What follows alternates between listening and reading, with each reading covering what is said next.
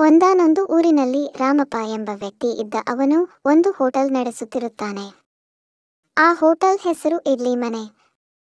ಅವನು ದಿನ ಕಷ್ಟಪಟ್ಟು ಸಿಟಿಯಿಂದ ಸರಕು ತಂದು ಹೋಟೆಲ್ ನಡೆಸುತ್ತಿರುವಾಗ ಅವನು ಹಾಕಿದ ಬಂಡವಾಳಕ್ಕೆ ತಕ್ಕಂತ ಪ್ರತಿಫಲ ಸಿಗುತ್ತಿಲ್ಲ. ಹೀಗೆ ಒಂದು ದಿವಸ ರಾಮಪ್ಪನ ಹೆಂಡತಿ ಗೌರಮ್ಮ ರಾಮಪ್ಪನ ಹತ್ತಿರ, ನಾವು ಈ ನಂಬಿಕೊಂಡು ಇದ್ದರೆ ಏನು ಪ್ರಯೋಜನ ಆಗೋದಿಲ್ಲ. ಅದಕ್ಕೆ ನಾವು ಸಿಟಿ ಹೋಗಿ ಒಂದು ದೊಡ್ಡ ಹೋಟೆಲ್ ನಡೆಸೋಣ. ಆಗ ಕೈ ತುಂಬಾ ಹಣ ಬರುತ್ತದೆ. ಆಗ ರಾಮಪ್ಪ, ನೋಡಿ, ಇದು ನಮ್ಮ ಮುತ್ತಾತ ನಿಂದ ಬಂದ ಹೋಟೆಲ್. ಇದರಲ್ಲಿ ನಮ್ಮ ತಾತ ನಮ್ಮ ತಂದೆ ಬೆಳೆಸಿಕೊಂಡು ಹೋದ ಹೋಟೆಲ್. ಇದನ್ನು ನನಗೆ ಬಿಟ್ಟು ಹೋಗಿದ್ದಾರೆ. ಇದರಿಂದ ಬರೋ ಹಣನೇ ನಮಗೆ ಸಾಕು. ಹೆಚ್ಚು ಆಸೆ ಬಿದ್ದರೆ ಅಮೃತ ಕೂಡನು ವಿಷ ಆಗುತ್ತದೆ.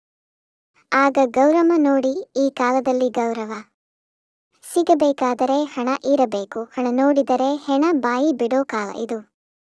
ಈಗ ಏನು ನನ್ನ ಬರುತ್ತೀರಾ? ಇಲ್ಲ, ಮಗು ಕರೆದುಕೊಂಡು ಹೋಗಲ್ಲ. ಆಗ ರಾಮಪ್ಪ, ನನಗೆ ಕಾಲಾವಕಾಶ ಕೊಡು, ಯೋಚನೆ ಮಾಡುತ್ತೀನಿ. ರಾಮಪ್ಪ ರಾತ್ರಿ ಮಲಗಿರುವಾಗ ರಾಮಪ್ಪನ ತಾತ ಮಲ್ಲಯ್ಯ ಬರುತ್ತಾನೆ. ಆಗ ರಾಮಪ್ಪ, ಮಲ್ಲಯ್ಯ, ನೋಡಿ ತಾತ, ನೀನು ನನಗೆ ನಂಬುವುದಕ್ಕೆ ಆಗುತ್ತಿಲ್ಲ. ಆಗ ಮಲ್ಲಯ್ಯ, ನೀನು ಏನು ಯೋಜನೆಯಲ್ಲಿ ಇದೆಯಾ? ಅದಕ್ಕೆ ಬಂದೆ.